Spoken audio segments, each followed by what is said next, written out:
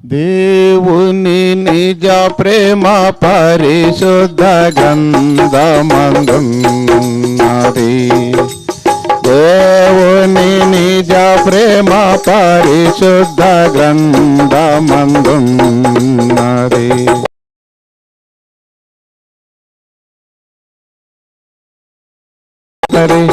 దొరుకునందు నిత్య జీవం పఠించు సోదరా, పరిశీలించు సోదరి, దొరుకునందు నిత్య జీవం.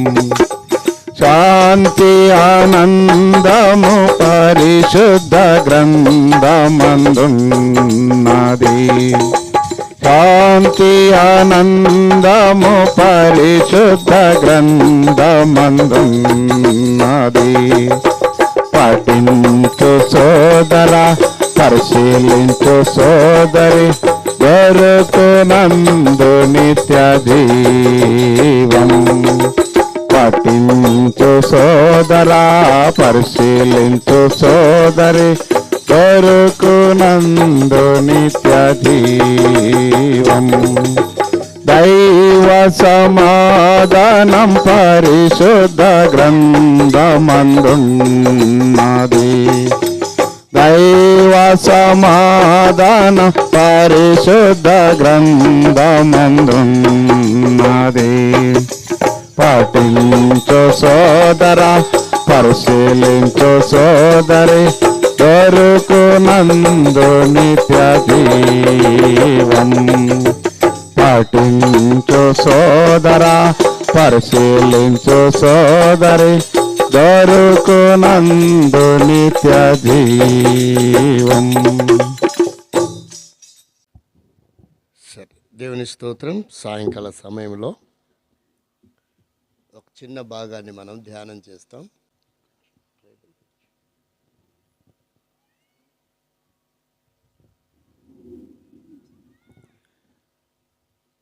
సాయంకాల సమయంలో ప్రభునందు ప్రేమైనటువంటి కాసాపురం గ్రామ కాపురస్తులకు, గ్రామ పెద్దలు, అధికారులు, నాయకులు, కుటుంబ సభ్యులు, చేరి వచ్చిన సంఘానికి యేసుక్రీస్తు వారి నామములో నా శుభవందనములు తెలియజేస్తూ ఉంటున్నాను. సాయంకాల సమయము ఈ పాటలు శబ్దంతం ద్వారా వినపడుతున్నప్పుడు కొంతమందికి ఇలాంటి అభిప్రాయం ఉండొచ్చు. ఎక్కడో క్రైస్తవులకి సంబంధించిన కార్యక్రమాలు ఏదో ప్రారంభించారు, ఈ రాత్రంతా మనం దీన్ని భరించాల్సిందే, చెవిలో బ్లడ్ గారుతుందేమో అని కంగారు పడాల్సిన అవసరం లేదు. అలాగే క్రైస్తవ కార్యక్రమాలు ఎప్పుడు జరిగినా ప్రజలకు అభ్యంతరకరంగా ఉండదు. రెండవది, ట్రాఫిక్ కూడా అంతరాయం కలిగించరు. మూడవది, గ్రామం మొత్తానికి సౌండ్ పొల్యూషన్ కూడా ఉండదు. నాలుగవది, చెట్లకు, కరెంటు స్తంభాలకు మైకులు, వైర్లు కూడా కట్టరు. ఆ విశిష్టత క్రైస్తవ సమాజంలో జరిగే కార్యక్రమాలకు మాత్రమే ఉంది. ఈ సత్యాన్ని గ్రామంలో నివసిస్తున్న అధికారులు, నాయకులు, పెద్దలందరూ సదుద్దేశంతో, సద్భావంతో, త్రికరణ, అంతఃకరణ శుద్ధితో ఆలోచించడం ఎంతైనా మంచిది. సరే, చక్కటి వాతావరణం దేవుడు అనుకూలించబడిన ఈ సమయంలో కుటుంబ సభ్యులు ఏర్పాటు చేసుకున్న ఈ కూడిక వాస్తవికంగా వారికి ఎంత ఇష్టమైందో, వారు ఎలాంటి విధానంలో ఈ కార్యక్రమాన్ని ఏర్పాటు చేసుకున్నారో మనకు తెలియదు, కానీ మొత్తానికైతే మనం చేరి రాగలిగాం. ఈ కార్యక్రమంలో మీ అందరితో పాటు నేను కూడా పాలుపంపులు పొందడం నాకైతే చాలా ధన్యకరంగా ఉంది. మరి మీరు ఎలా అనుభవిస్తారని అయితే నాకైతే తెలియదు. సందర్భంలో ఒక విచిత్రమైనటువంటి భాగాన్ని మనం ధ్యానం చేస్తాం 3 విధాలుగా. ఒకటి భౌగోళికంగా, సైంటిఫిక్గా, బిబిలికల్గా కూడా ఒక విషయాన్ని మనం నిర్ధారించుకున్నప్పుడే దాని యొక్క విశిష్టత ఏంటో మనకు అర్థమవుతుంది. ఎవరో ఏదో చెప్పారు కనుక దాన్ని మన మనసులో ఉంచుకొని ఎంత గొప్ప వ్యక్తి అతని గురించి మనం విన్నా మన మనసులో ఉన్నదాన్ని బట్టి అతని గొప్పతనాన్ని మనం ఎప్పుడు తెలుసుకోలేం. రెండవది, సత్యము అసత్యాన్ని గురించి మన మనసులో పెట్టుకొని ఉన్నప్పుడు సత్యము కూడా ఎన్నడూ మనం తెలుసుకోలేం. ఒకవేళ సత్యాన్వేషకులైనా, సత్యాన్వేషక మండలి వారైనా సత్యాన్ని తెలుసుకోకుండానే వారి కార్యకలాపాలు కొనసాగిస్తూ వారి జీవితం ముగించుకుంటారే తప్ప సత్యాన్ని ఎప్పుడు వారు తెలుసుకోలేరు. సత్యం అనేది తెలియాలి అంటే ముందు మన మనసులో చొప్పించబడిన అసత్యాన్ని మనం డెలీట్ చేసుకోవాలి. అప్పుడే సత్యం అంటే ఏంటో, దాని ప్రభావం ఏంటో మన జీవితంలో పనిచేయటం ప్రారంభిస్తుంది. కాబట్టి ఉదాహరణ కొరకై ఒక భాగాన్ని చెబుతాం.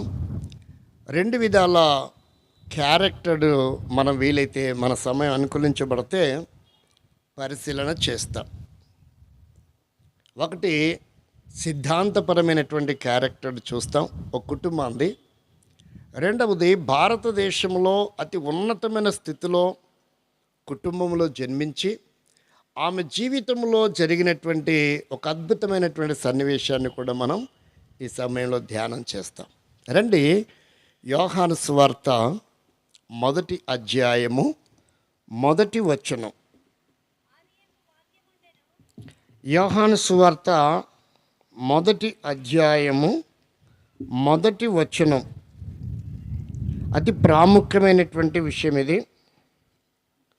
ఒకసారి మనం పరిశీలన చేస్తాం. అతి ప్రాముఖ్యమైనటువంటి విషయం చదవండి. ఆది యందు వాక్యము ఉండెను, వాక్యము దేవుని యొద్ద ఉండెను, వాక్యము దేవుడై ఉండెను. వాక్యము దేవుడై ఉండెను. ఇది మొదటి భాగం. రెండవ భాగము మత్తయి సువార్త 1వ అధ్యాయము 21వ వచనం. మత్తయి సువార్త 1వ అధ్యాయము 21వ వచనం. ఆమె ఒక కుమారుని కనెను, తన ప్రజలను వారి పాపముల నుండి ఆయనే రక్షించును గనుక ఆయనకు యేసు అనే పేరు పెట్టుదువు అనెను. ప్రభు సహాయం కొరకై మనం ప్రార్థన చేసుకుంటాం. ఈ భాగముని బట్టి, సమయాన్ని బట్టి ప్రభుని స్తుతిస్తున్నాం.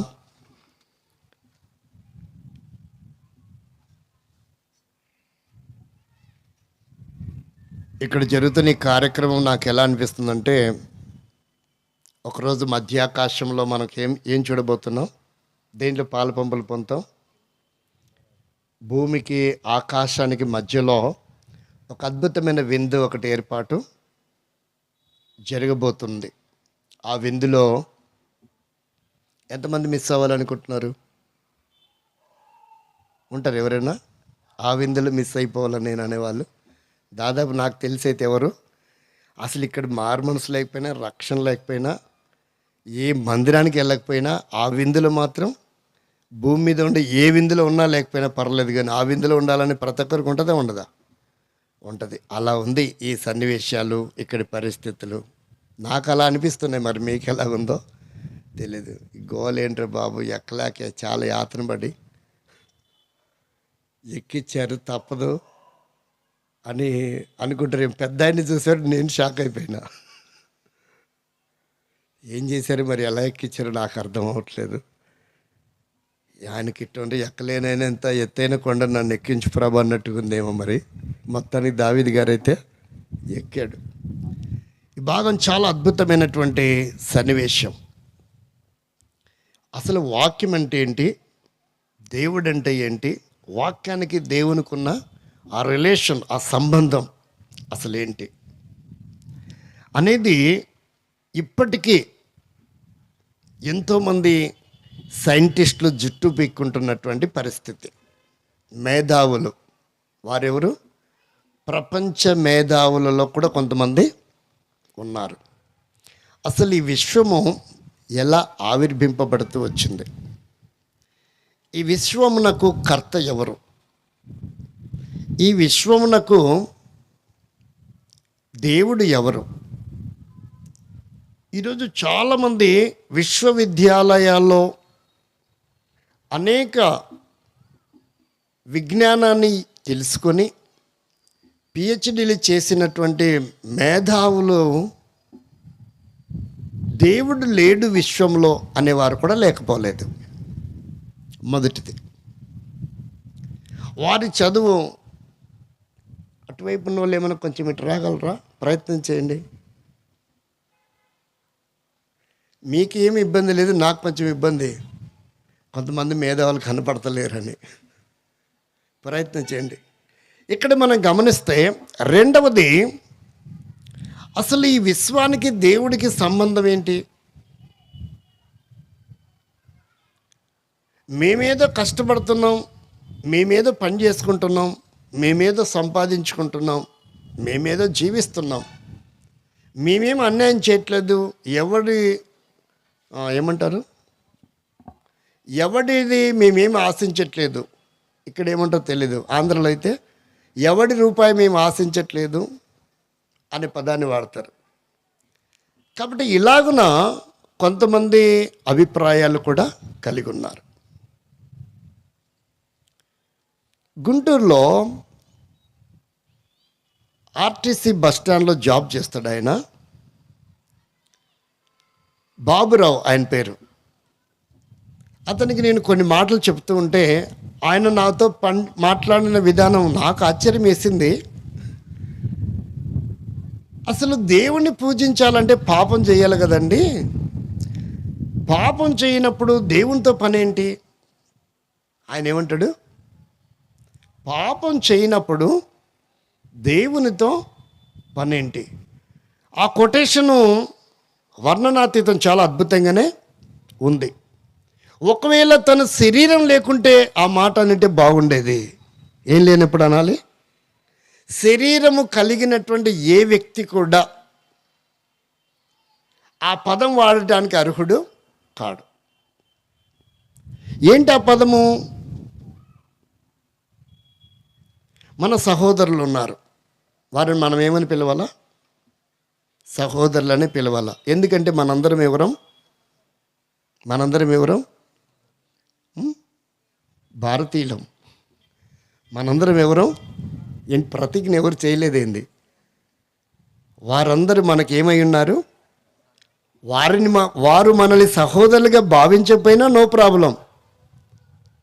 ఇస్లామీ వారైనా మనకు సహోదరులే, హిందూ సమాజంగా ఉన్నవారు మనకు సహోదరులే, వారు బౌద్ధులైనా, జైనులైనా, జురాస్ట్రియన్ అయినా, సిక్కు అయినా, వారందరూ మనకి ఏమై ఉన్నారు? సహోదరులై ఉన్నారు. ఒకవేళ సహోదరులు కాదు అంటే అతను చేసే ప్రతిజ్ఞ సరైనది కాదు అని అర్థం. అంటే అది అభూత కల్పితం, పెదవులతో వల్లిస్తున్నారని మాత్రమే మనకు అర్థమవుతుంది. మనసులో ఆ భావజాలం లేదు. కాబట్టి ఆ భావజాలం లేనప్పుడు అది పెదవులతో వల్లించిన ప్రయోజనం ఏమి? అది క్రియాశీలకంగా ఉండాలి. ఎలా ఉండాలి? క్రియాశీలకంగా ఉండాలి. అప్పుడే దానికి విలువ ఉంటుంది. వల్లించినంత మాత్రాన ఏ ప్రయోజనం లేదు. కానీ వల్లించి నీ మనస్సును నువ్వేం చేసుకుంటున్నావు? మోసపుచ్చుకుంటున్నావు, భ్రమలో ఉన్నావు. దానివలన నీకు ఏ ఉపయోగం లేదు అని నా అభిప్రాయం. కాబట్టి ప్రియమైన స్నేహితులారా, మిత్రులారా, మనము గమనించవలసినటువంటి అతి ప్రాముఖ్యమైనటువంటి విషయాలు కొన్ని ఉన్నాయి. కొంతమంది సహోదరులు ఏమనుకుంటున్నారంటే రెండు మాటలు చెప్తున్నారు. ఒకటి, ఈ నామం అసలు ఉనికిలో లేదు. ఏమని చెప్తున్నారు? ఈ నామం ఒకటి ఉనికిలో లేదు. రెండవది, ఈ నామము ఒక కల్పిత పాత్ర. ఒక కల్పిత పాత్ర. కాబట్టి కల్పితాన్ని మేము నమ్మాల్సిన అవసరం లేదు. ఇలా రకరకాలుగా వారి అభిప్రాయాలు ఉన్నాయి. అభిప్రాయాన్ని మనం స్వాగతించవచ్చు. ఎలాగా? రాజ్యాంగం ప్రకారంగా అభిప్రాయంకి కూడా ఒక అవకాశం ఉంది. రాజ్యాంగం ఆర్టికల్ 19 ప్రకటించింది. అలాగే రాజ్యాంగంలో ఆర్టికల్ 25, 26 వారికి ఉన్నటువంటి అధికారాన్ని కూడా, వారి భావజాలాన్ని కూడా వ్యక్తపరచవచ్చు. అదేం తప్పు కాదు. అభిప్రాయం వేరు, అది హుకుముగా చెప్పడం వేరు. అభిప్రాయం ఎలాగైనా ఎప్పటికైనా మన అభిప్రాయాలు ఏమవుతుంటాయి? కాలక్రమేణా మారే అవకాశాలు ఉంటాయి. కాబట్టి ఇక్కడ మనం గమనించవలసిన విషయం ఏంటంటే, అసలు ఏంటి ఈ నామం? ఈ నామాన్ని కొంతమంది సహోదరులు ఇలా వాడుతూ ఉన్నారు, వారి మేధావులు కూడా. ఏమని వాడుతున్నారంటే, ఏమీ లేదండి, అది మా గ్రంథాల్లో ఉన్న విషయమే. ఏమంటున్నారు? మా గ్రంథంలో ఉన్న విషయమే. మా గ్రంథంలో ఉన్న విషయాన్ని వారు ఇలా రాసుకున్నారు. ఏమని? కాపీ చేశారు. ఏమంటున్నారు? కాపీ చేశారు. ఏ విషయము? మేమిలా వల్లిస్తున్నాం. ఏమని? ఏమని? ఆకారము లేనివాడు. ఎవరంట? ఆకారము లేనివాడే సృష్టికర్త. సియోను గీతాల్లో 269 పాట పైలను ఒకసారి ఊరకలా పలకండి. పాత బుక్, కొత్త దాంట్లో ఎంతో నెంబర్ తెలీదు. థ్యాంక్ యూ తల్లి. ఏంటది? నిరాకర. కాబట్టి దేవుడు, అతనికుండే లక్షణాలు ఎలాగుంటాయో ఈ పాటలో ఏ మహానుభావుడు రాశాడు కానీ చాలా అద్భుతంగా ఆయన వల్లించాడు. చాలామంది పాట పాడట్లేదు అనుకుంటా. శ్రమలు అండి, అది శ్రమల పాటనా మరణం పాటనా? మొదటి పాటనే అది. కాబట్టి చాలా అద్భుతమైన భావాన్ని ఈ అక్షరమాలలో ఆయన వల్లించాడు, ఆయన రచించాడు. తను ఎంతగా మైండ్ మెచ్యూరిటీ అయింటే ఈ పదాలు కూర్పు చేశాడా అని నా వరకు నేను ఆలోచించాను. వచ్చేట పాట ఆ మొదటి లేని పాట పల్లవి.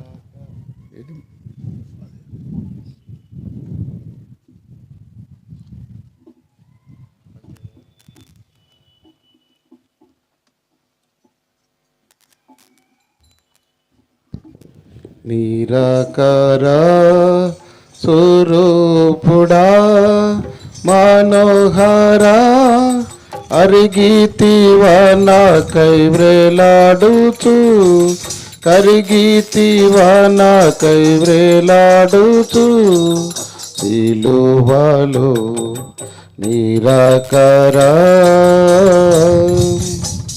కాబట్టి ఇక్కడ ఏమని రాయబడిందంటే, ఇది త్రిపుట తాళంలో ఉంది. ఈ పాట ఎలా ఉంది? ఏ తాళము చెప్పండి? ఏ తాళం? త్రిపుట తాళం. మొదటి లైన్లో ఒకలాగా పడాలి, రెండవ లైన్లో ఒకలాగా పడాలి. అక్కడికి వచ్చి ఎక్కడ ఆపాలా? అక్కడికి వచ్చి ఎలా ఆపాలా? సిలువలో అని ఆపాలా. కానీ యాక్చువల్గా ఎలా ఉంటే బాగుండేదంటే సిలువపై అని ఉంటే సూపర్ ఉండేది. ఎలా ఉండేది? సిలువపై. నిరాకరా స్వరూపుడా మనోహరా కరిగితివా నాకై వ్రేలాడుచు కరిగితివా నాకై వ్రేలాడుచు నిరాకరా. చాలా అద్భుతంగా ఒక్కొక్క ఏరియాలో ఒకలా పాడుకుంటున్నారు ఈ పాటని. మీ ఏరియాలో ఇలా పాడుతున్నారు. ఆ భావం ఏంటంటే, కరిగితివా నాకై వ్రేలాడుచు కరిగితివా నాకై వ్రేలాడుచు సిలువపై నిరాకరా. అంటే దేవుడికి ఉండే లక్షణాలు ఎలాగున్నాయంట? దైవము, దేవత్వము అనేటువంటి ఉనికి ఎలా ఉందంటే, నిరాకారుడు, ఏం లేనివాడు, ఆకారము లేనివాడు. ఆకారం ఉన్నవాడు హ్యూమన్ అవుతాడు. ఆకారం ఉన్నవాడు ఏమవుతాడు? మనిషి అవుతాడు. మనిషి దైవత్వాన్ని కలిగి ఉండే అవకాశాలు కూడా కొంతమంది మహనీయుల చరిత్ర మన దేశంలో మనము వల్లిస్తూ ఉన్నాం. వారి జీవిత విధానాలు కూడా మనం పరిశీలన చేస్తున్నాం. కాబట్టి వారు దైవాంశ సంభూతులుగా ఈ భూమి మీద, ఈ భారతదేశంలో వారు ఉద్భవిస్తూ వచ్చారు. కొన్ని గొప్ప కార్యక్రమాలు వారు చేసి వారి తనువు చాలించుకొని వెళ్ళారు. కానీ వారి కార్యకలాపాలు ఇంకా భూమి మీద విరాజిల్లుతున్నటువంటి విషయం. ఈ సత్యాన్ని మనకు అందరికీ విదితమే. కాబట్టి ఇక్కడ ఏమంటున్నాడంటే, అసలు దైవత్వానికి ఉండాల్సిన విధానము ఈ గ్రంథము అంతగా అతని గూర్చి పరిచయం చేస్తున్నటువంటి గ్రంథం. ఒకవేళ మనం ఇంకా కొంచెం లోతుకి వెళ్ళాలంటే, చరిత్ర పుటల్లో ఆ నామం లేదు, ఇది కల్పిత పాత్ర, ఆ చేయలేదని బరువు పెట్టండి, ఇది కల్పిత పాత్ర అనుకున్నటువంటి వారికి మనం కొన్ని ఆధారాలు చూస్తాం. మొట్టమొదటిగా చూడండి, మీకా గ్రంథం 5వ అధ్యాయము 2వ వచనం. అన్న ఇటువైపుకే పెట్టండి బరువు, మళ్ళీ అటువైపు వెళ్తే కష్టం. ఇటువైపు పెట్టండి. అటు ఏమైనా ఇల్లు ఉన్నాయా?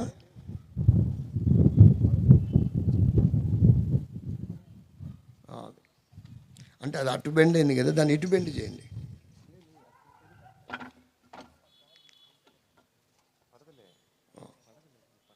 అంటే శత్రువుకి అవకాశం ఇక్కడ మనం బాగు జాగ్రత్త ఉండాలి. ఇప్పుడు చదవండి. ఈ నామం చరిత్రలో లేదు అనుకున్నటువంటి ఏ సహోదరుడికైనా బహు సుస్పష్టమైనటువంటి ఆధారాలతో, హిస్టారికల్గా, సైంటిఫిక్గా, బిబిలికల్గా, ఆర్కియాలజీ ఎవిడెన్స్తో ఆధారాలు, ఒకవేళ నువ్వు అనుకుంటే అనుకోగానే ఎన్ని ఆధారాలు కావాలంటే అన్ని ఆధారాలు ఉన్నాయి. ఒకసారి చదవండి. బెత్లెహేము ఎఫ్రతా యూదావారి కుటుంబములో నీవు స్వల్ప గ్రామమైనను నా కొరకు ఇశ్రాయేలీయులను ఏలబోవు వాడు. అంటే యేసుక్రీస్తు అనే ఈ నామము భూమి మీదికి పరిచయం కాకమునిపే కొన్ని వందల సంవత్సరాల క్రితం ఆయన ఏ భూభాగంలో రాబోతున్నాడో ఇక్కడ చరిత్ర ఆధారాలు ఉన్నాయి. ఇది మొదటిది. రెండవదిగా చూస్తే ఆయన ఏ గోత్రములో నుంచి రాబోతున్నాడో, ఏ గోత్రములో నుంచి రాబోతున్నాడో చూడండి. మత్తయి సువార్త 1వ అధ్యాయం 18వ వచనం. మత్తయి సువార్త 1వ అధ్యాయం 18వ వచనం. యేసుక్రీస్తు జనన విధము ఎట్లనగా,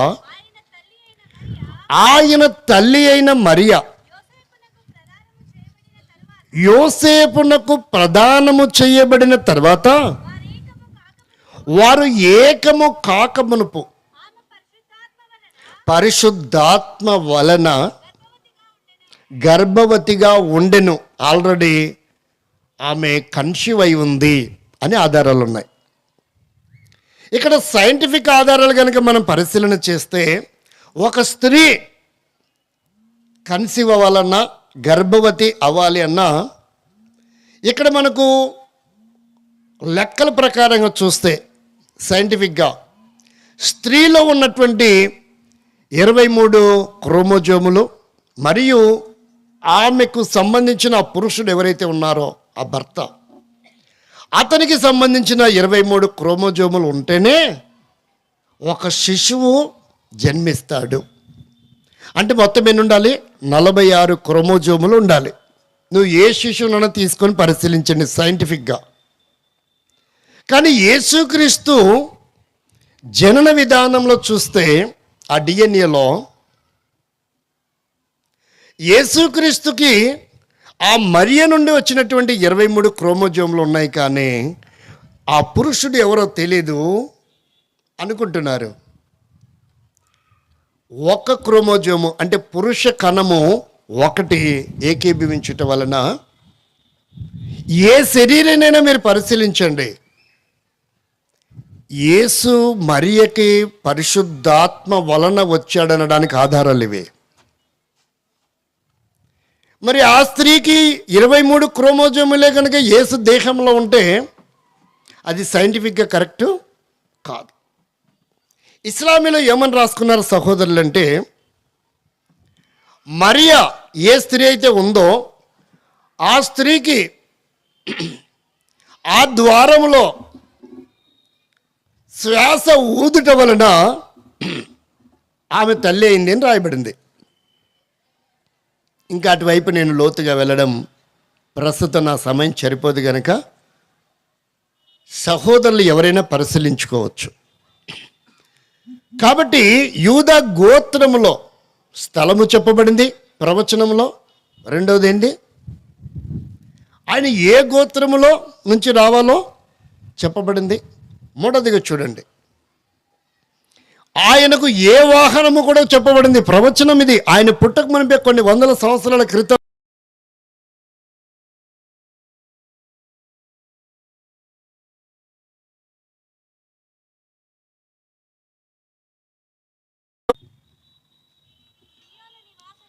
ఎవరంట వారు? సియోను నివాసులారా బహుగా సంతోషించుడి, యెరూషలేము నివాసులారా ఉల్లాసముగా ఉండుడి. నీ రాజు నీతిపరుడును రక్షణ గలవాడును దీనుడునై గాడిదను గాడిద పిల్లను ఎక్కి నీ యొద్దకు వచ్చుచున్నాడు. ప్రవచనం. ఆయన వాహనము కూడా ఆయన శరీరధారిగా రాకమునిపే ఇక్కడ ప్రవచనం ఉంది.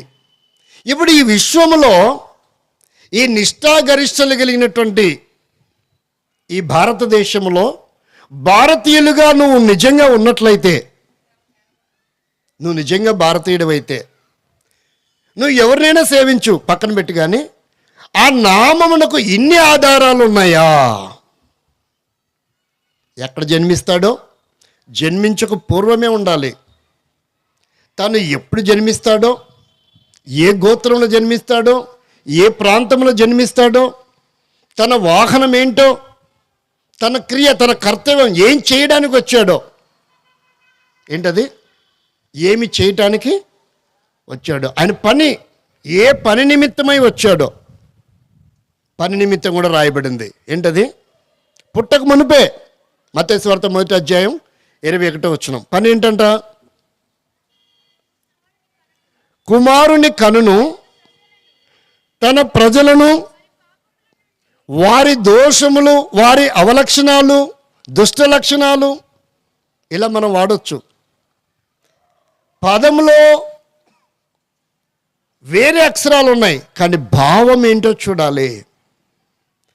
ఏ ప్రజలైతే దారిద్ర్యత అనుభవిస్తున్నారో, దుష్టత్వంలో విలయతాండమాడుతూ ఉన్నారో, భ్రష్టు పట్టిపోతున్నారో, వారి జీవన విధానము పాడై పతనమైపోయి దేనికి ఉపయోగకరంగా పాడైపోతున్నారో అలాంటి వ్యక్తులని సరిదిద్ది, క్రమపరిచి, పవిత్రపరిచి, స్థిరపరచడానికి, బాగు చేయటానికి, బ్రతికించటానికి, తన ప్రజలను వారి దోషము నుండి, పాపము నుండి రక్షించుటకు. దేనికోసమంట? ఆయన పోస్ట్ ఏంటి? భక్షించటానికి కాదు, ఏం చేయటానికి? రక్షించటానికి. కాబట్టి ఈ పదము రెండు భావాలను చూపిస్తుంది. ఒకటి భౌతిక సంబంధమైనటువంటి రక్షణ, రెండవది ఆత్మ సంబంధమైన రక్షణ. మనకు ఆత్మ సంబంధమైన రక్షణ గురించి తెలియదు. ఎవరికి? క్రైస్తవేతరులుగా జీవిస్తున్న మానవ కోటికి ఏం తెలీదు? ఏం తెలీదండి? ఆత్మ సంబంధమైన రక్షణ గురించి తెలీదు. మరి ఏం తెలుసు? మనకు ఒకటి తెలుసు. ఎన్డీఏ ప్రభుత్వంలో ఒక మంత్రి ఉన్నాడు. ఏ మంత్రి? రక్షణ మంత్రి. ఉన్నాడా లేదా? పేరు చెప్పండి.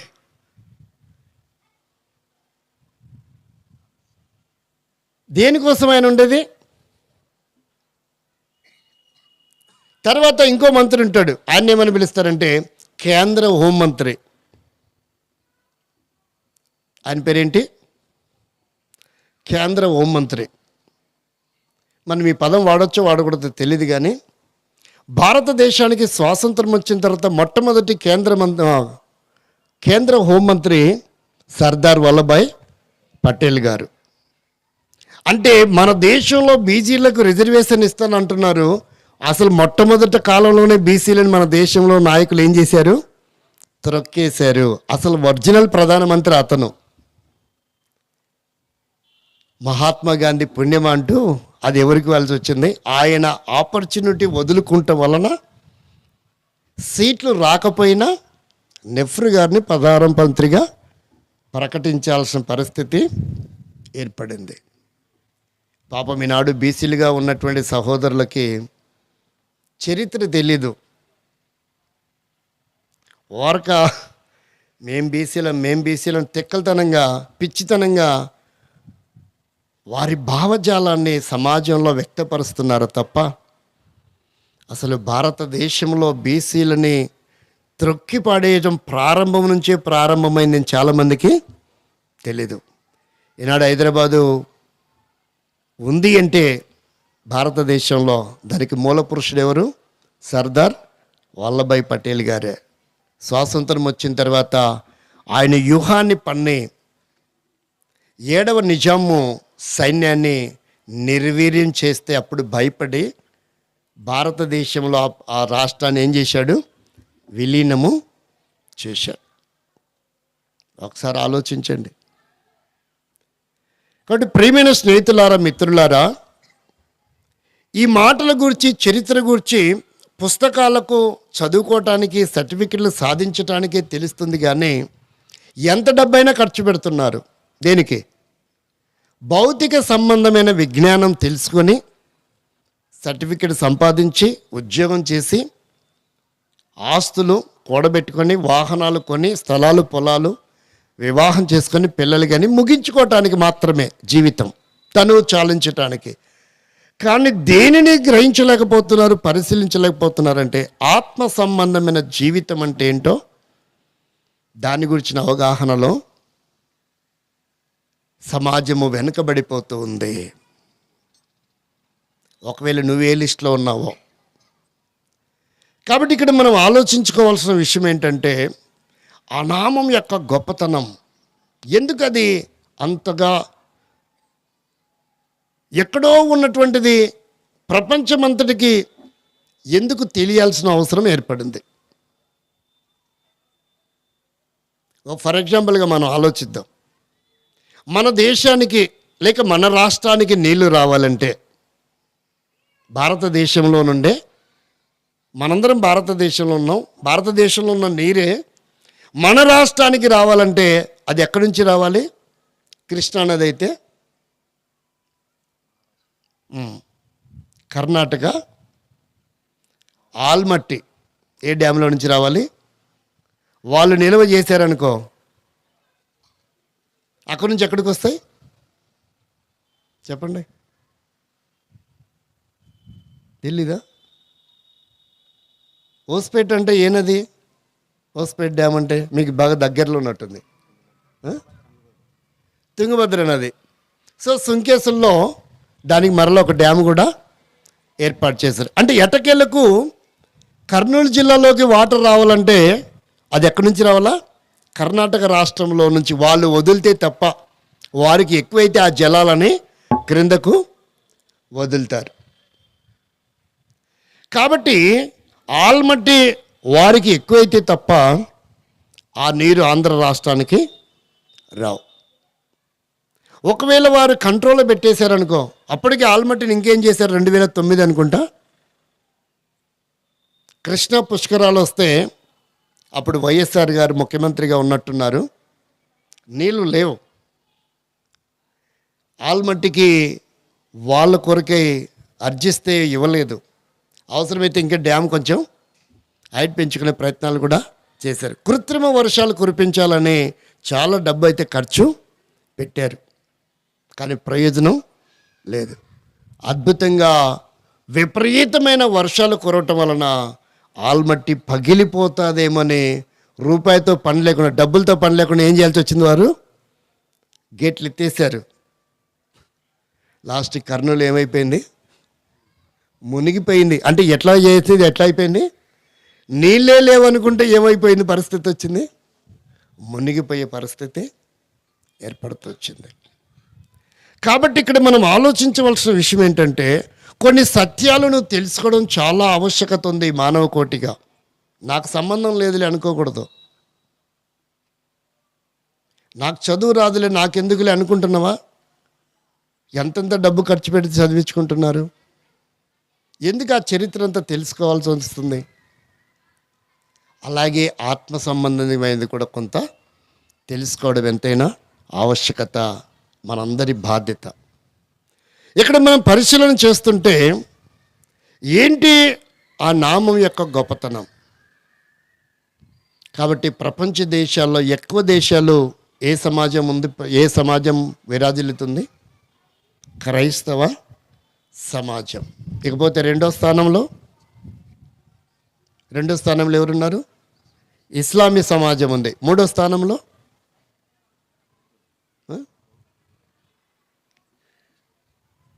మూడో స్థానంలో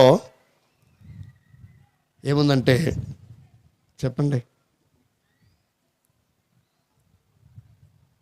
కమ్యూనిస్టు సమాజం ఉంది. మూడో సమాజం ఎవరు?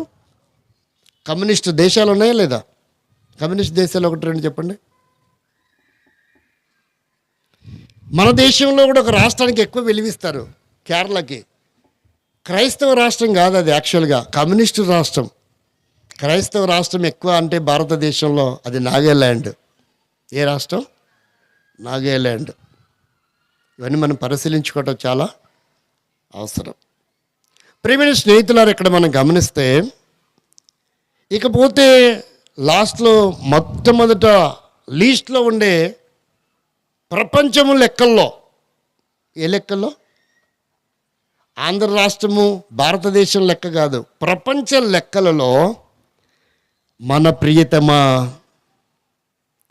హిందూ సహోదరులు ఎవరు? వాళ్ళు ఎన్ని దేశాలు ఉన్నాయి? 4వ స్థానం.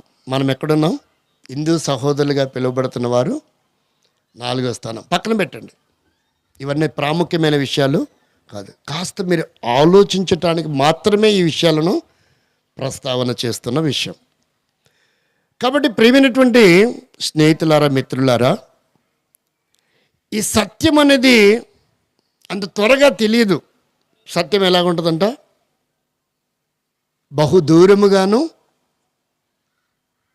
బహు లోతుగా ఉంటుంది. అంత త్వరగా సత్యం ఎప్పుడు తెలియదు. మరి త్వరగా విస్తరించేది, వ్యాపించేది ఏంటిదంటే అసత్యమే. ఏంటది? అసత్యం ఎక్కువగా అది ప్రభావితం కూడా చేస్తూ ఉంటుంది మనుషుల్ని. ఏం చేస్తుంటుంది? ప్రభావితం. అసత్యానికి ఏమీ ఆంక్షలు ఉండవు. అసత్యానికి ఏముండవు, ఏ రూపురేఖలు ఉండవు, ఎటువంటి సెన్సార్ ఉండదు, క్రమబద్ధమైన పద్ధతి ఉండదు. దాని ఇష్టం ఎటైనా వెళ్ళిపోద్ది. కాబట్టి ఇక్కడ మనం గమనించవలసిన విషయం ఏంటంటే, ఒకసారి ప్రకటన గ్రంథం చూడండి. ప్రకటన గ్రంథం కొన్ని మాటలు మనం చూస్తాం.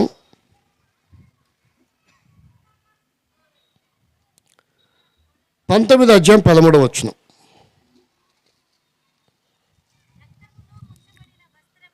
రక్తములో ముంచబడిన వస్త్రము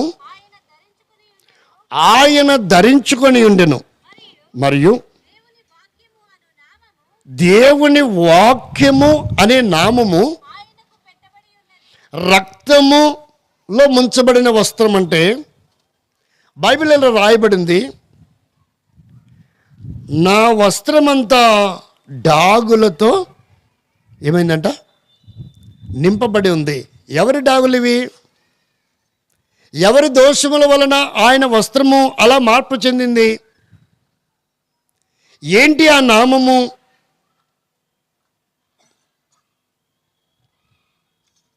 మనము నామానికి చాలా ప్రాముఖ్యత ఇస్తాం.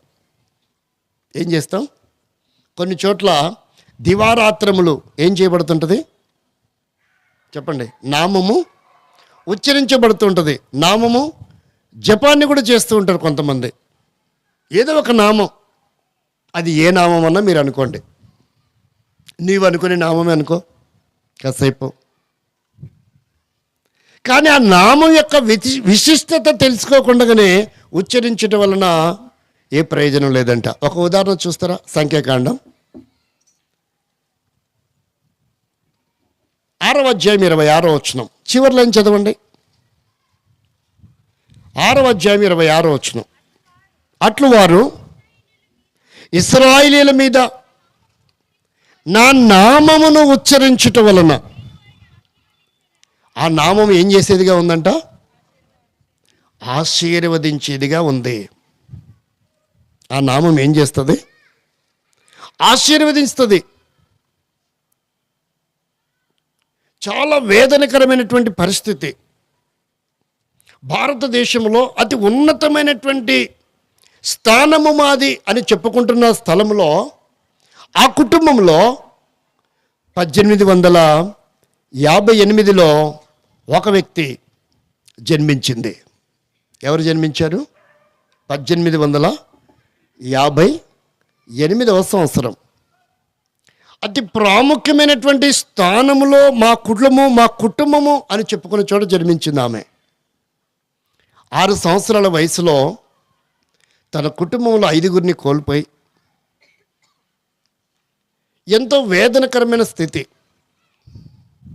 ఆ వ్యక్తి జీవితంలో 6 సంవత్సరాల వయసు రాగానే ఎంతో నిష్ఠ గరిష్టలు కలిగినటువంటి కుటుంబం. ఈ దినాలలోనే ఎంతో నిష్ఠ గరిష్టలు అని చెప్పుకుంటారు. మరి 1850 అంటే 8 అంటే ఇంకెలా ఉండింటుందో ఊహించుకోండి. 6 సంవత్సరాల వయసులో 18,000 శ్లోకాలు. ఏంటది? 18,000 శ్లోకములు అనర్గళంగా కంఠత కలిగినటువంటి ఒక మహనీయురాలు. ఎంత వయసు? 6 సంవత్సరాల వయసులో భారతదేశంలో 18,000 శ్లోకాలు కంఠత చేసిన పుడంగి ఎవరు లేరు. ఆమె తర్వాతనే ఎవరైనా, వారు ఎవరైనా సరే, వారికి భారతదేశంలో అతి ఉన్నతమైనటువంటి స్థానంలో ఉన్నప్పటికీ ఆమె తర్వాతనే. 6 సంవత్సరాల బాలిక తర్వాతనేనంట ఆ మహనీయులందరూ కూడా. అప్పుడు అందరూ కలిసి భారతదేశంలో అతి ఉన్నతమైనటువంటి స్థానంలో ఉన్నవారు ఒక బిరుదిచ్చారు. ఏమని? పండిత అని బిరుదిచ్చారు. ఇక మిగతా వాళ్ళందరూ ఎవరు? డాసే, అంతేనే కదా ఆ కాలంలో. ఆమెతో సమానమైనటువంటి పండితులు ఎవరు లేరు. ఆమెకు అప్పుడు పండిత రామాబాయి అని బిరుదు ఇవ్వబడుతూ వచ్చింది. ఎన్ని శ్లోకాలు? ఆమె చిన్న వయసులోనే వివాహం చేయబడి తర్వాత కూతుర్ని కని ఆ కూతుర్ని కూడా కోల్పోయి ఆ తర్వాత వివాహమైన 19 సంవత్సరాలకే భర్తని కోల్పోయి నిరాధారురాలుగా మిగిలిపోయింది. ఆ దినాల్లో వితంతు విషయంలో ఎలా ఉండేదో చూడండి.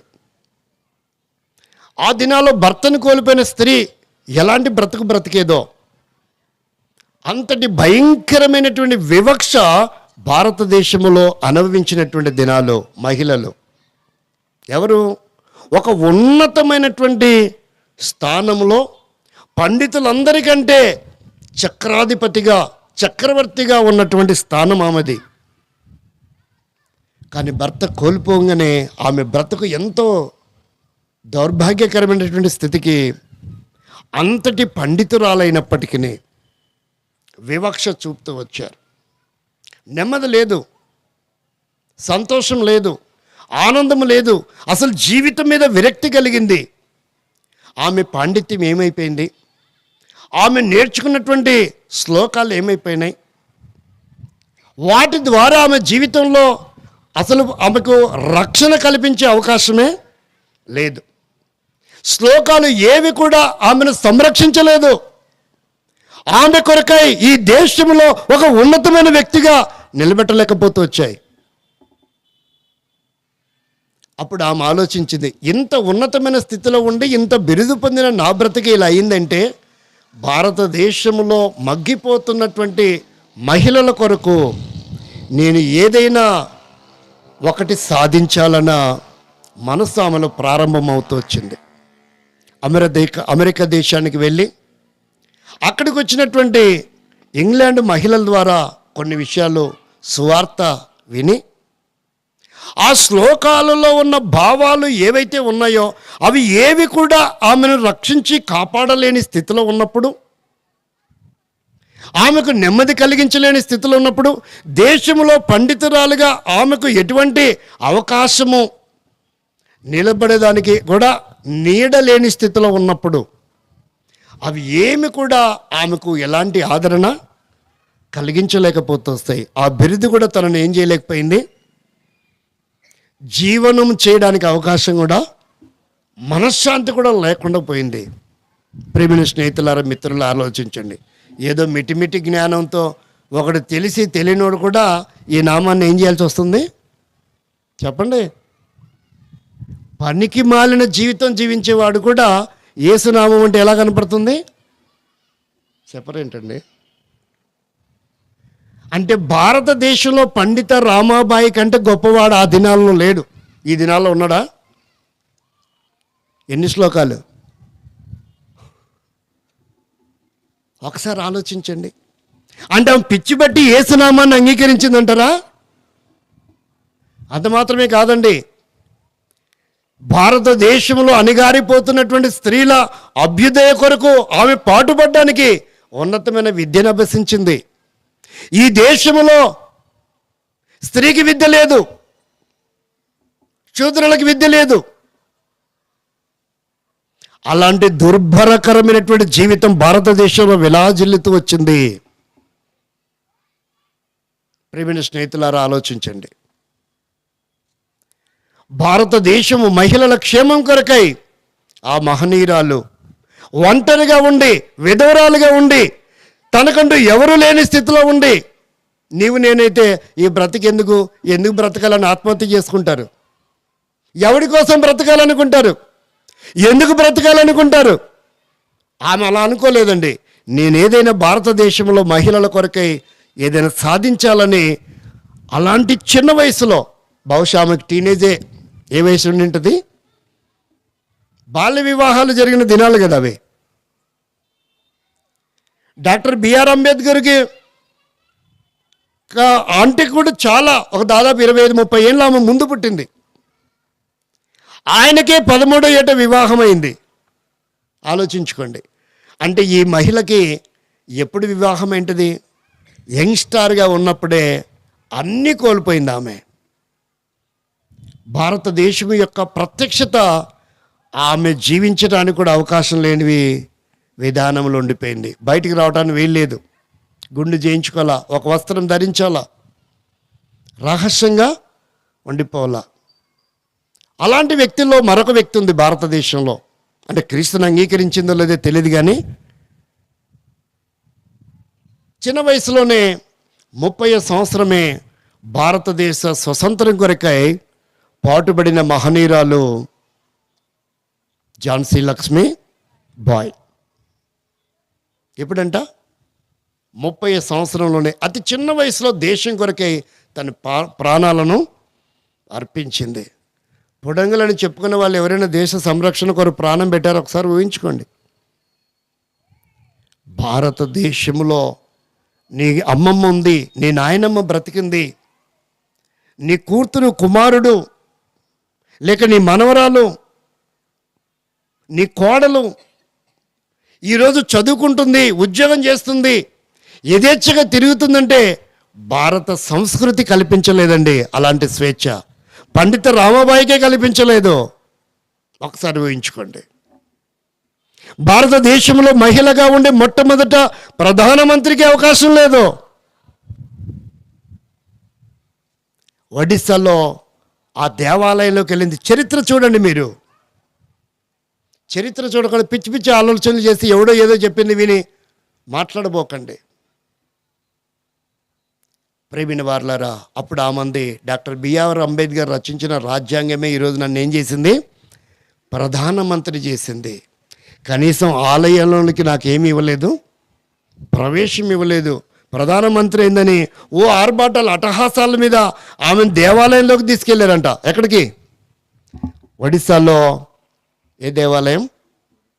పూరి జగన్నాథ ఆలయంలోకి. కానీ లోపలి మాత్రం అన్ని కార్యక్రమాలు బయట జరిపించారట. ఆమె అనుకుంది, ఆహా ఏమి అంగరంగ వైభవము, నాకు ఇంత ప్రాధాన్యత ఇవ్వబడింది అనుకుంటుందంట. కానీ లోపలికి ఏం చేయలేదు, నాట్ అలౌడ్. నువ్వు ఎవరైనా సరే గెట్ లాస్ట్, బయట ఉంటమే. నువ్వు ప్రధాని అయితే కావచ్చు. ఒకసారి ఊహించుకోండి. భారతదేశపు సంస్కృతి సాంప్రదాయము 18,000 శ్లోకాలు కంఠత చేసిన పండితురాలకి ఇవ్వలేనటువంటి స్థితి, ప్రధానమంత్రి అయినటువంటి మహిళకు కూడా కల్పించలేని స్థితి. ఇదొక సంస్కృతి, ఇదొక సాంప్రదాయమా? నీ విద్య, నీ విజ్ఞానము సాటి వ్యక్తిని, స్త్రీని కానీ పురుషుని కానీ గౌరవించలేనప్పుడు ఆ సంస్కృతి సాంప్రదాయం ఉన్న ఒకటే, లేకపోయినా ఒకటే. కాబట్టి ఆమె యేసుక్రీస్తుని అంగీకరించింది. ఆ తర్వాత ఇండియాకు వచ్చింది. స్త్రీల కొరకై పండిత రామాబాయి గారు శారదా సదన్ ప్రారంభించింది. బాంబేకి, మహారాష్ట్రలో ఆమె ముక్తి మిషన్ ప్రారంభించి దాదాపుగా 1500 మందిని, అలాంటి దౌర్భాగ్యకరమైన స్థితిలో మగ్గిపోతున్న వారిని చేరదీసి, ఆలోచించండి,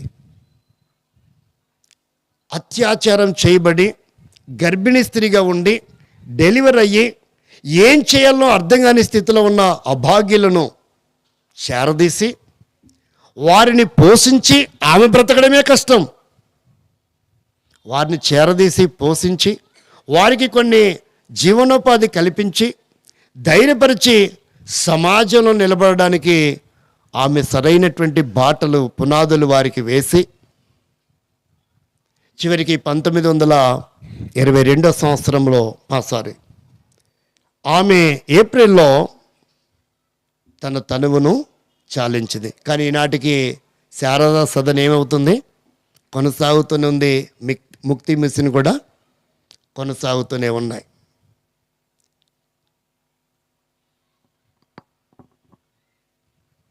రావట్లేదు.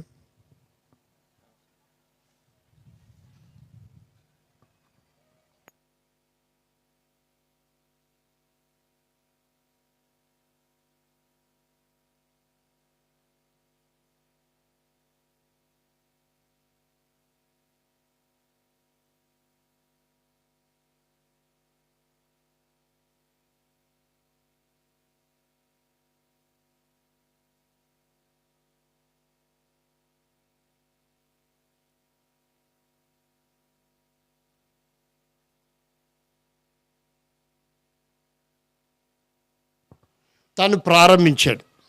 తను ఏం చేశాడు? 1925లో ప్రారంభించాడు. ఆమె బ్రతుకున్నంత వరకు ఆమె ఎదురుగా నిలబడే పవర్ ఎవరికి? పండిత రామాబాయి ఎదురుగా నిలబడడం కానీ మాట్లాడడం కానీ ఎవరి తరం కాలేదు.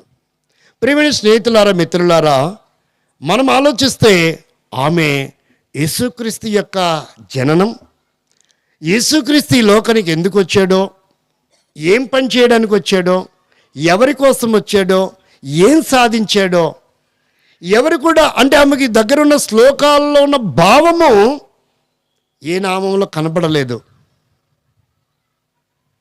కాబట్టి యేసు నామములో వాటన్నిటిని ఆమె ఏం చేయగలిగింది? పరిశీలించగలిగింది. నీబోటి నాబోటి వెర్రోళ్ళకి అర్థం కాదు ఆ నామంలో ఉన్న గొప్పతనం. పరిశీలించింది కాబట్టి, పండితురాలు కాబట్టి సుస్పష్టంగా ఆమె ఏం చేయగలిగింది? గ్రహించగలిగింది. నువ్వు కూడా పండితురాలు అయితే నీకు అర్థమవుతుంది ఈ నామం. తెలుగులో ఒక సామెత వాడతారు, అది మనం వాడొచ్చో వాడకూడదు?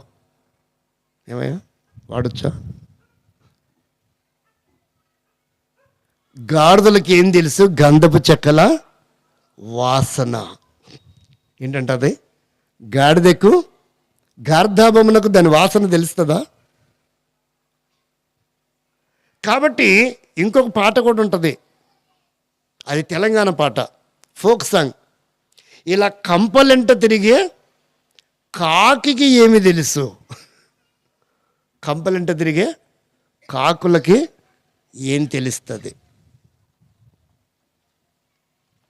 కాబట్టి ప్రియమైన స్నేహితులారా, మిత్రులారా, మనం తెలుసుకోవాల్సినటువంటి విషయం ఏంటంటే, అంతటి మహనీయురాలు వారకనే యేసునామాన్ని అంగీకరించిందా?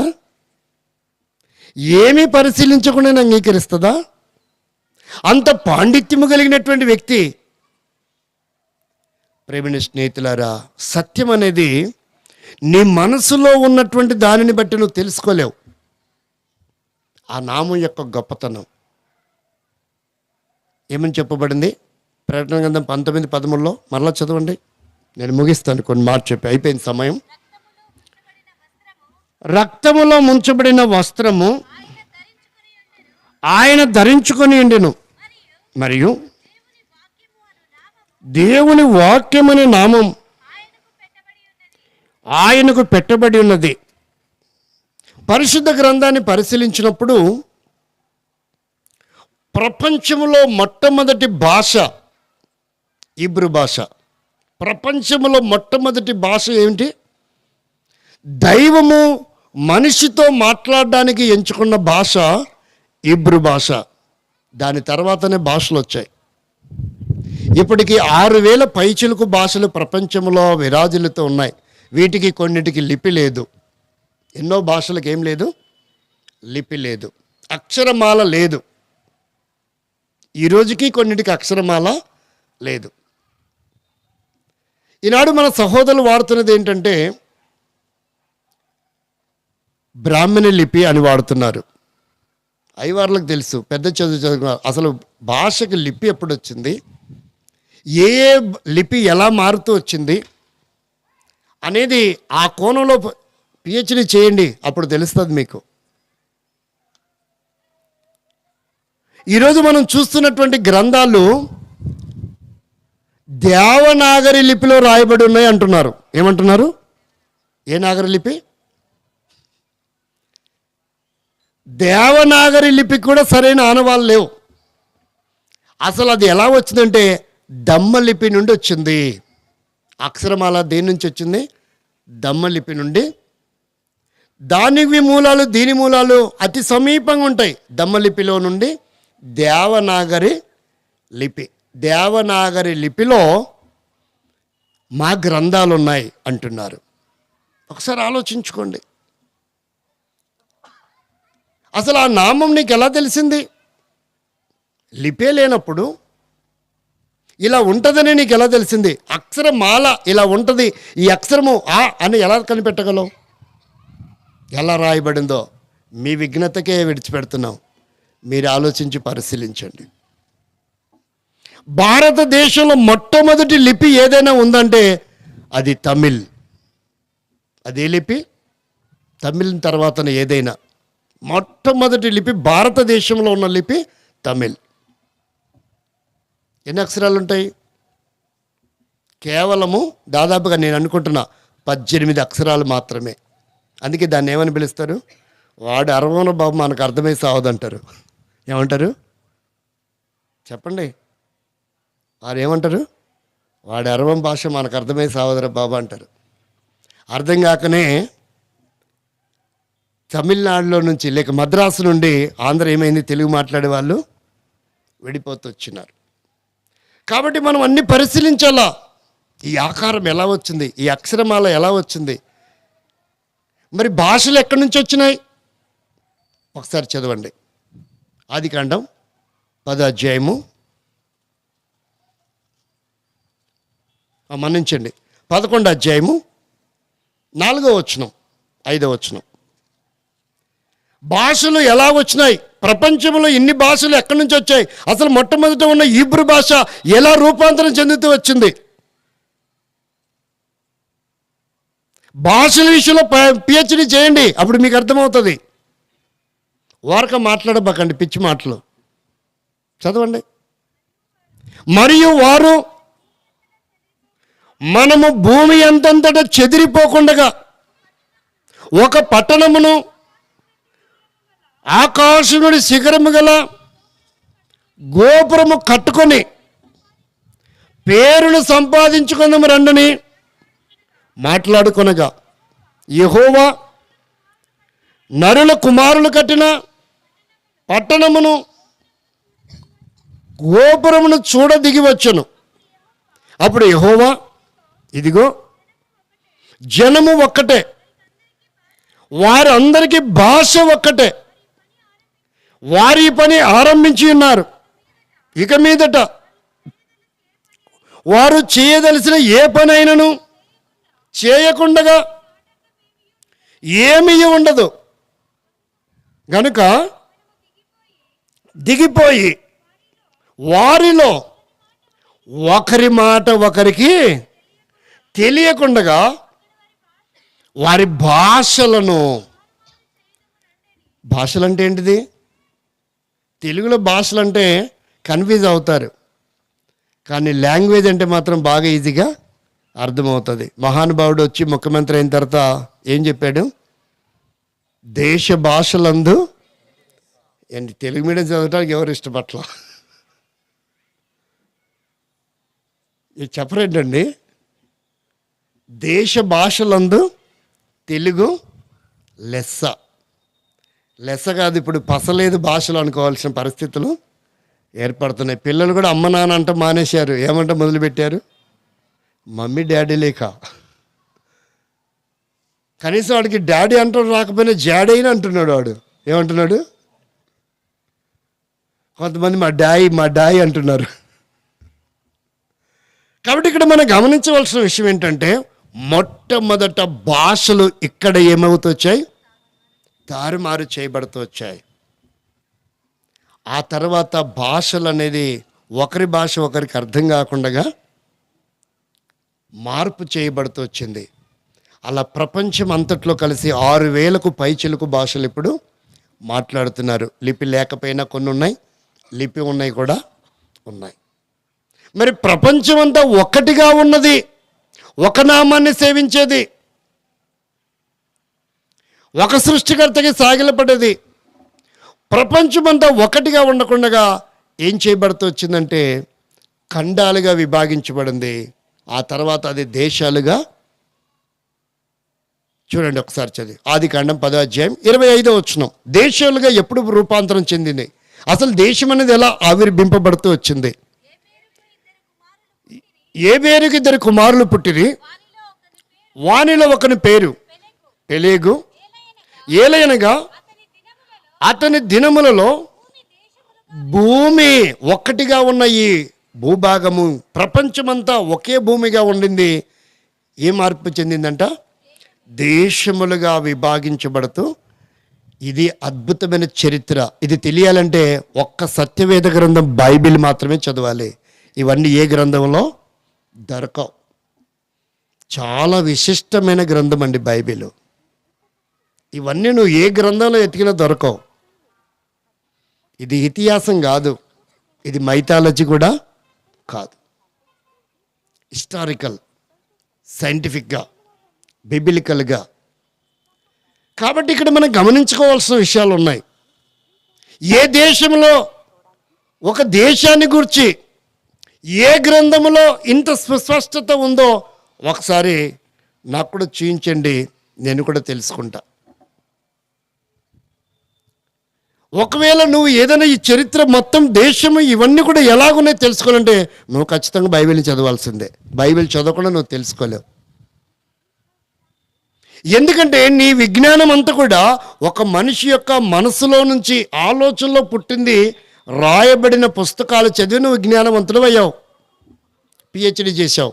కానీ ఈ గ్రంథం దేవుని యొక్క మనస్సులో నుండి లిఖించబడినటువంటి గ్రంథం. ఇంత అద్భుతమైన గ్రంథం మరొకటి ఉండింటే పండిత రామాబాయి గారు ఇటువైపు వచ్చి ఉండేదే? చెప్పండి. కాదని ఖచ్చితంగా చెప్పవచ్చు.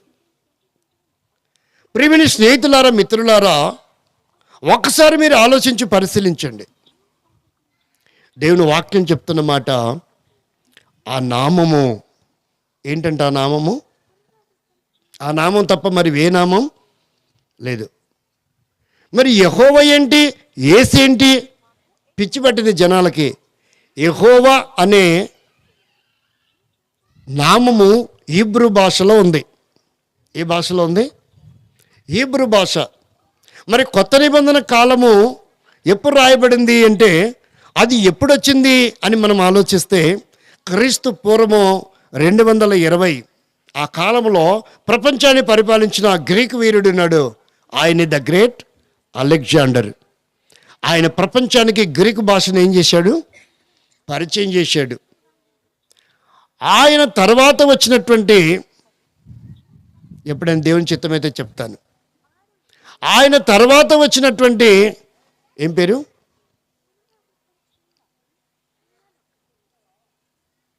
ఒక రాజు ఉన్నాడు. ఆ రాజు ఈ హీబ్రూ భాషలో ఉన్న బైబిల్ని, ప్రపంచమంతా గ్రీక్ ఉంది కాబట్టి ఈ ప్రజలకు అందరికీ ఈ వాక్యం అర్థం కావాలని ఆయన హీబ్రూలో ఉన్న బైబిల్ని ఏం చేశాడు? గ్రీకులోకి తర్జుమా చేయించాడు. అందుకే కొత్త నిబంధన గ్రీకు భాషలో ఉంది కనుక యేసు అనే పదానికి, యెహోవా అనే పదానికి ఒకే భావం. తన ప్రజలను వారి పాపంలో నుండి ఆయన రక్షించును, రక్షకుడు. యెహోవా అనే హీబ్రూ పదానికి, యేసు అనే గ్రీకు పదానికి ఒకే భావం. అంటే యెహోవానే యేసుక్రీస్తు నామాన్ని ధరించి శరీరధారిగా ఈ లోకానికి వచ్చాడు. ఇప్పుడు ఆ వాక్యం నమ్మాలంటే ఏం చేయాలా? 14 వచనం, యోహాను సువార్త 1వ అధ్యాయం 14 వచనం. ఆ వాక్యము ఏ వాక్యము? నిరాకారముగా ఉన్న ఆ వాక్యము, దైవత్వము కలిగిన ఆ వాక్యము, దైవ లక్షణాలు కలిగిన ఆ వాక్యము. అంటే మానవాళి పాప క్షమాపణ కొరకై రక్తం చిందించబడాలా. అంటే ఆత్మస్వరూపైన భగవంతునికి ఏముండదు? రక్తం ఉండదు. శరీరమే లేకపోతే రక్తం ఎక్కడి నుంచి వస్తుంది?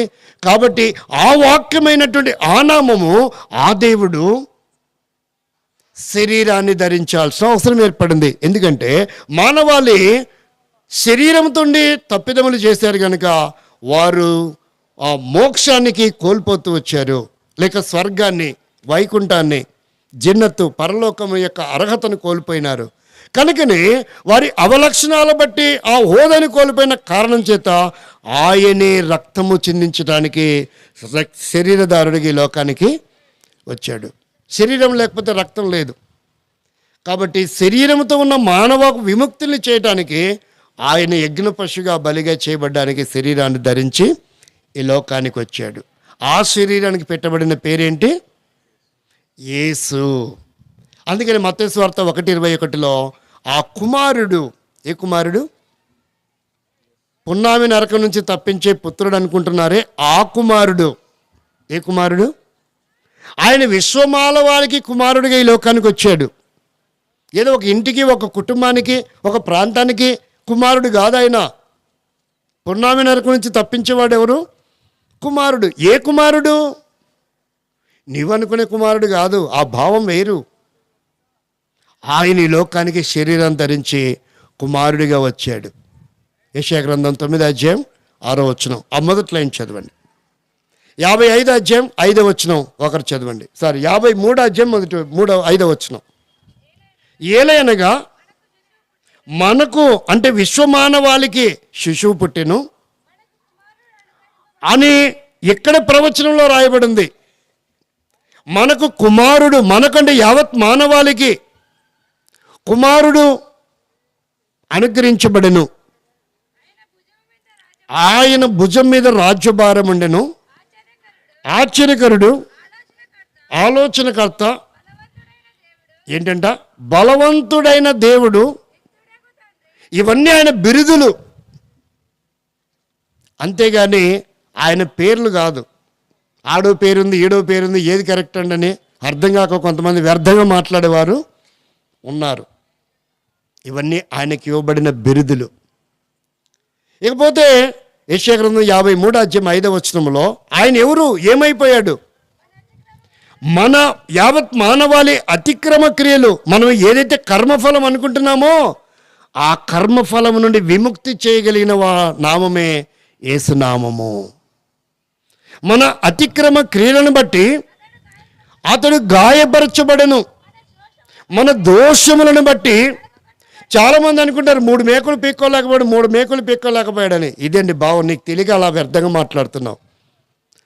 అతడు మన దోషములను బట్టి గాయపరచబడను, నలగొట్టబడను. మన సమాధానార్థమైన శిక్ష అతని మీద పడెను, దెబ్బల చేత.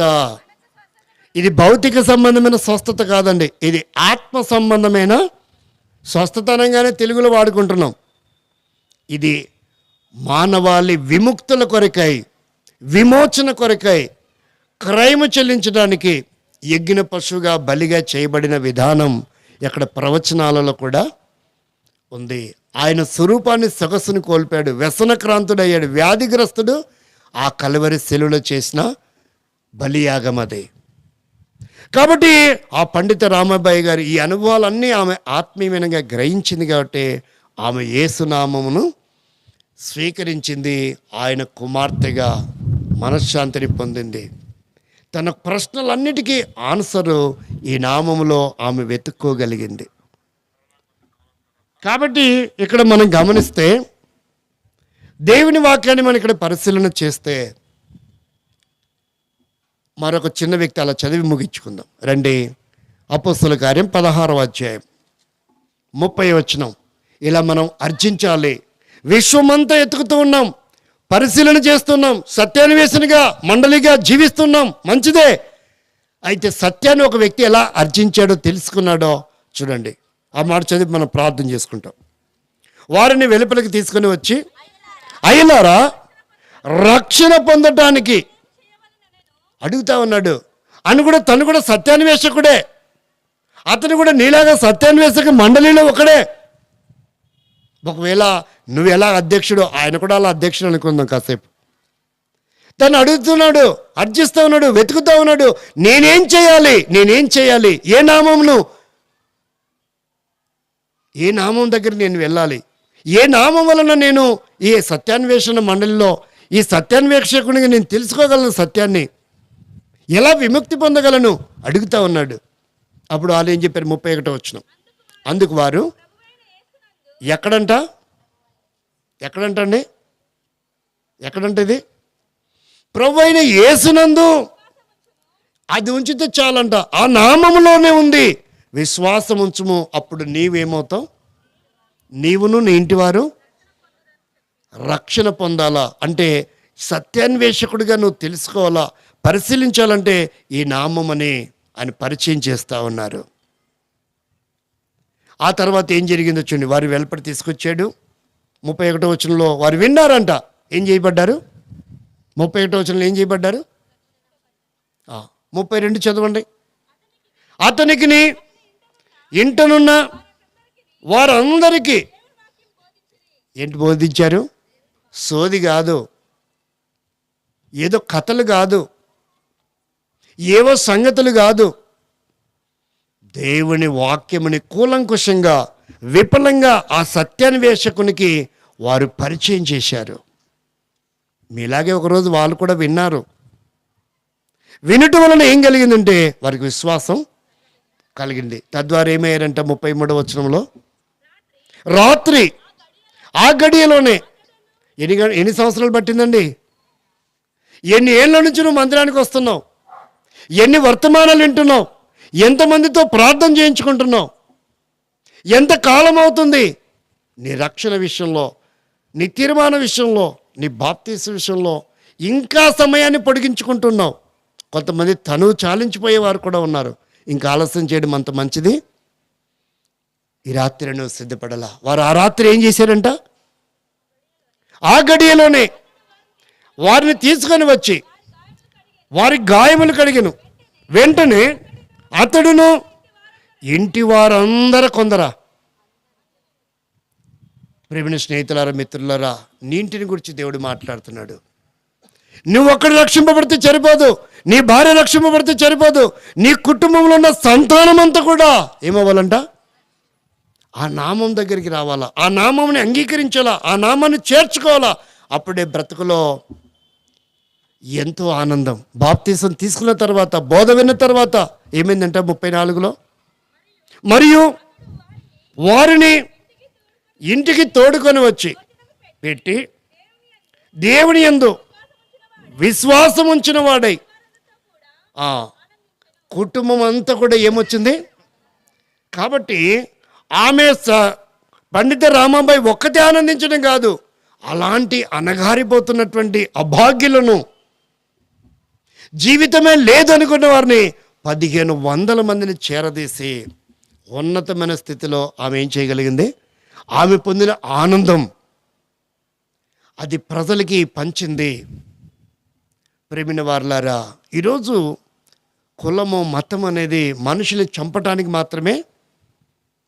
ఎప్పుడైతే భౌతిక సంబంధమైన దాడి చేస్తున్నారంటే అప్పుడు నీ మతము, నీ కులము ఏమైపోతున్నట్టు?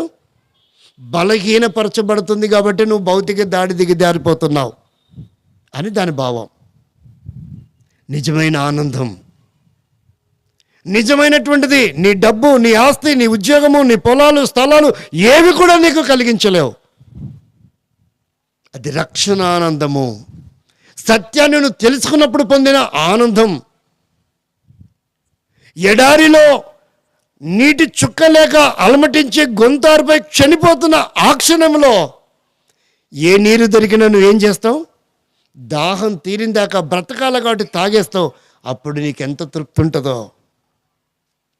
నిజంగా సత్యాన్వేషకుడవైతే, సత్యాన్వేషకురాలవైతే, ప్రేమిన వారలారా, తన కుటుంబం అంతా ఏం పొందారు? బాప్తీసం పొందారు. కుటుంబ సమేతం అంతా ఏం పొందారా? ఆనందం. ఈ ఆనందం నీకు కావాలా?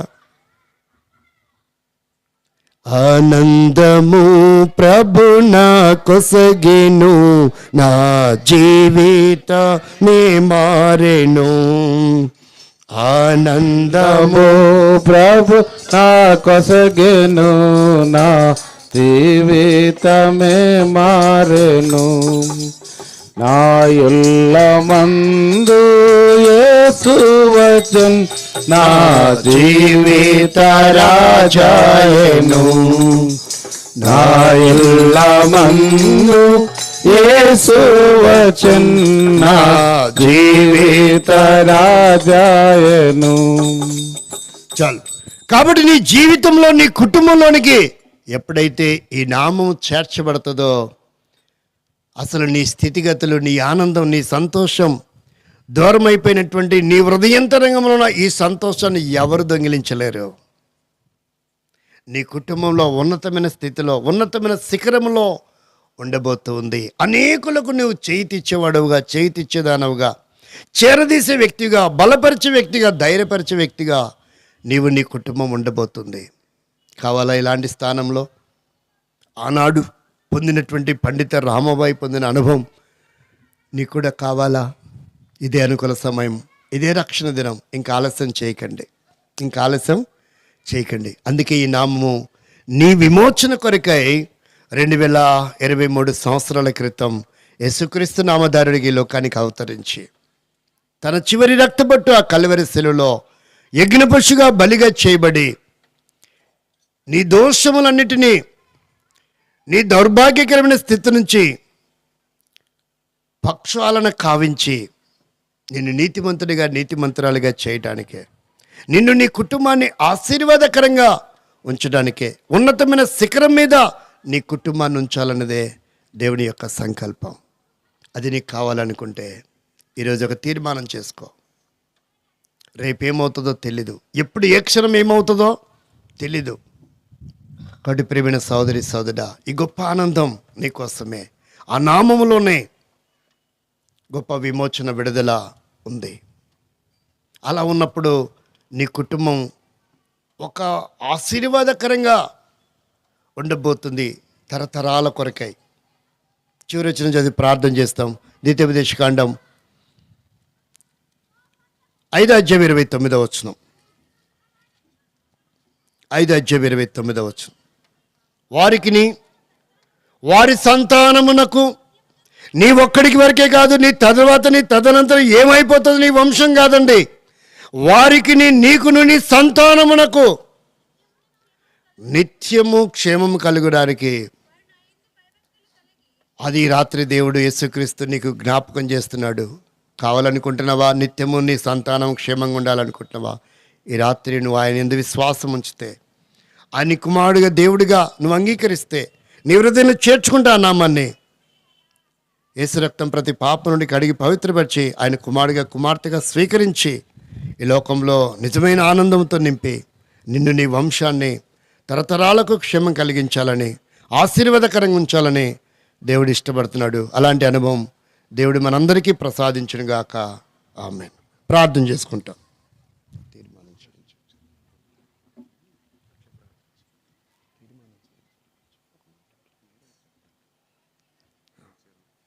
అది వాళ్ళే అందరు ప్రార్థన చేస్తాం.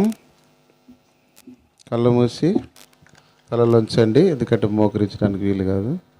నది వాళ్ళే యేసు రక్తము సిలువల నుండి ప్రవహించే, నది వాళ్ళే యేసు రక్తము సిలువల నుండి ప్రవహించే, పాపము కడిగే మళ్ళీ నంబు తుడిచే, పాపము కడిగే మళ్ళీ నంబు తుడిచే, ఆ ప్రశస్త రక్తమే, ఆ ప్రశస్త రక్తమే, యేసు సౌందర్య సిలువపై నీ కొరకే నా కొరకే ఎంత గొప్ప శ్రమనొచ్చెను, నీ కొరకే నా కొరకే. చిరు ప్రార్థన చేస్తున్న క్షమంలో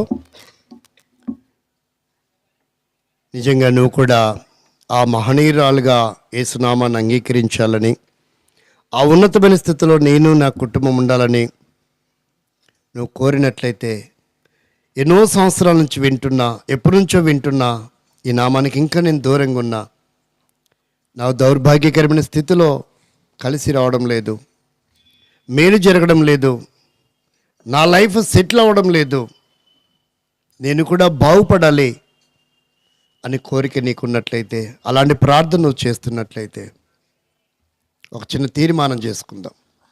రక్షణ కొరకైతే రక్షణ కొరకు, పడిపోయిన జీవితంలో ఉంటే ఆత్మీయమైనటువంటి మరలా ఎదగాలి, అంత గొప్ప వ్యక్తే యేసును అంగీకరించింది, ఆ నామం కొరకు నేను బ్రతకాలని ఒక తీర్మానం. పరిచర్యలో వెనకబడిపోతుంటే, క్రమంలో సహవాసానికి దూరం అవుతుంటే, బలహీనతలు, ఇబ్బందులు, కొరతలు, అనారోగ్యాలు, ఆర్థిక సమస్యలు నీ ఆత్మీయమైన జీవితంలో, నీ పరిచర్యలో, నీ సేవలో వెనక్కి నిన్ను నెట్టివేస్తుంటే ఒక తీర్మానం చేసుకుందాం ఈరోజు నుంచి. అలాంటి వారు ఉంటే మీ కొరకు ప్రార్థన చేస్తాం. మీ కుడేసి మీద చూపండి. నా కొరకు కాదు, ప్రభు నీ హస్తం పట్టుకోవడానికి ఇష్టపడుతున్నాడు. నీ దోషముల నుండి, నీ బలహీనతల నుండి, నీ స్థితిగతుల నుండి మరలా నిన్ను ఉన్నతమైన స్థితిలో ఉంచాలని, నిన్ను, నీ కుటుంబాన్ని, నీ వంశాన్ని. ఒక తీర్మానం చేసుకుందాం. చేతులని సిగ్గుపడతావా? మనసులో తీర్మానం చేసుకో. నీ తీర్మానం మనుషులకు కనపడాల్సిన అవసరంలా, ప్రభు పట్టుకోవడానికి ఇష్టపడుతున్నాడు. ప్రభు చూస్తున్నాడు. ఒక అద్భుతమైన తీర్మానం చేసుకుందాం. ఒక్క నిమిషం మౌనంగా ఉందాం. ఎంతో అమూల్యమైనటువంటి గడియలు, క్షణాలు ఇవే. పరలోకమంతా కూడా ఆనందించే అనుభూతి నీ తీర్మానాన్ని బట్టి. భౌతిక నువ్వు ఏం చేసినా కుటుంబం ఒకరు ఇద్దరు ముగ్గురే సంతోషిస్తారు. పరలోక వైభవం అంతా కూడా నీ తీర్మానాన్ని బట్టి ఎదురు చూస్తుంది, తొంగి చూస్తుంది, దిగి రావాలని ఇష్టపడుతుంది. అంత గొప్ప తరుణం దేవుడు నీకు ఇవ్వాలనుకుంటున్నాడు. ప్రార్థన చేసుకుంటాం. ఎవరు అటు ఇటు చూడకండి, ఎవరు అటు ఇటు చూడకండి. ప్రార్థన చేసుకుంటాం. ప్రేమగల మా తండ్రి, పరిశుద్ధమైన దేవా, నీకు స్తోత్రం, వందనములు. ప్రియులు శాంసన్ గారు కుటుంబాన్ని బట్టి, వారి సంతానం అంతటి బట్టి, వృద్ధాప్తం తల్లిగారిని బట్టి, తోడబుట్టిన వారందరిని బట్టి, సహోదర బంధుమిత్రులను బట్టి మీకు స్తోత్రం. కుటుంబాన్ని ఆధారం చేసుకొని కొన్ని మాటలు నాతోనూ మాతోనూ చేరొచ్చిన వారితోనూ శబ్దంతరంగా విన్న గ్రామ ప్రజలతో మాట్లాడినందుకు కొరకు వందనాలు. సంఘం అంతటి బట్టి స్తుతిస్తున్నాం ప్రభా. వారి రక్షణ కొరకైన తీర్మానం, ఆత్మీయ ఎదుగుదల కొరకైన తీర్మానం, బాప్తిజం కొరకైన తీర్మానం, పరిచర్య కొరకైన తీర్మానం, సహవాసం కొరకైన తీర్మానం ఏదైనా పరలోక వైభవంలో ఆనందించే దేవా,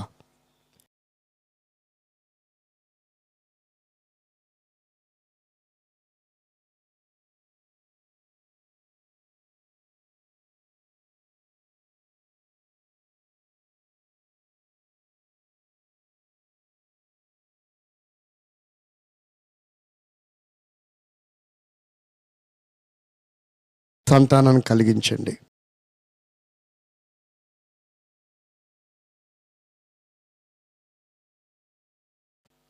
ఈ విద్యా సంవత్సరం విద్యార్థులు వారి చదువుల కొరకు, ఉన్నతమైన విద్య అభ్యసించుట కొరకు వారికి అవసరమైనటువంటి సమస్తం సమకూర్చండి.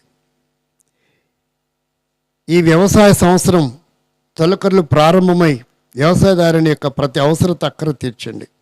అనారోగ్య పరిస్థితుల్లో, వివాహం కొరకు ఎదురు చూస్తూ నిరుద్యోగ సమస్యలు ఉన్న వారి కొరకు, ప్రమోషన్ల కొరకు, ఏ అవసరతలు అక్కర్లు ఉన్నారో వారందరూ మీరు దీవించి ఆశీర్వదించమని మా రాష్ట్ర నాయకులు, దేశ నాయకులు, ప్రభా మోడీ గారి పాలన 29 రాష్ట్రాలకు క్షేమకరంగా, మేలుకరంగా, దీవెనకరంగా ఉంచి మంచి ఆరోగ్యం దయచేయండి.